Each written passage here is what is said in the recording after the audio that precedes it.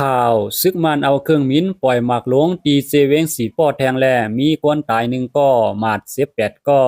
ตีเวงสีป้อซึ่งใต้ปอทองนั้นย้อนญาตับของสีซึกมันเอาเครื่องมิ้นปล่อยหมากลงใส่แทงอ่ำย้อมหาลูกเสเตอร์ญากวนเมืองไหลลู่ตายทางตีหนึ่งก็แลหมาดเสียบแทง8ก็ว่าไหน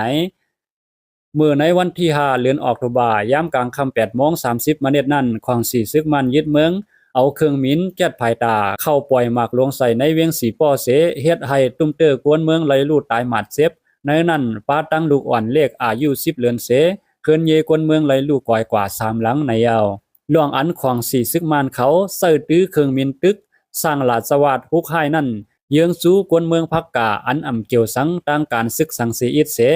ปล่อยหมากลงใส่ตีหิมโฮงปาลิกอันมีในปอกจัดจูนั่น2ลูกแลลูกใส่ล้านข้าวมุน3ป้าแลห้านขายข้าวพักเมปานายญาไฟไหม้ลูกก่อยกว่าในยาวคนอันญาหมักแตกใส่เสลูกตายกว่านั่นเป็นผู้ซ้ายซื้อห้องโกนายเตงอายุ51ปีเป็นกวนไปตีล้านข้าวมุน3ป้ายามกลางค่ำและกวนตกคอกตีห้องปลิก2ก็โกเยและโกโพเขียวอันตกคอกไว้ตีห้องปลิก4ป้อนั่นก็สักหมากเตอญาตีโหเข่าและคอมือเสื้อในเสหมัดเจ็บหาวแห้งว่าไหนนอกเหลือเสนั่นตีเวียงน้ำลันนั่นก็ของสีซึกมันลาลีล้ำยื้อหมากหลง2ลูกเสเฮ็ดให้หมากนั่นตกแตกใส่ตีหิมวานลอยแก้งและหิมเก็ดหลันเก็บขอนเอซาวอนั่นว่าไหนย้อนซึกมันยื้อหมากหลงในเสตีวานลอยแก้งนั่นสากหมากเตอญานางแสงนนปาเสียมลูกอ่อนมันอายุ10เหลือนและลูกอ่อนมันนางอายุ4ขวบแทงก้อหนึ่งไล่หมาดเสียบเสียเยากวนวานเหมือนหนังอูตินวินอูเตงทุนอูโซมินเจอในเกาะไล่หมัดเจ็บเหมือนกันในยาว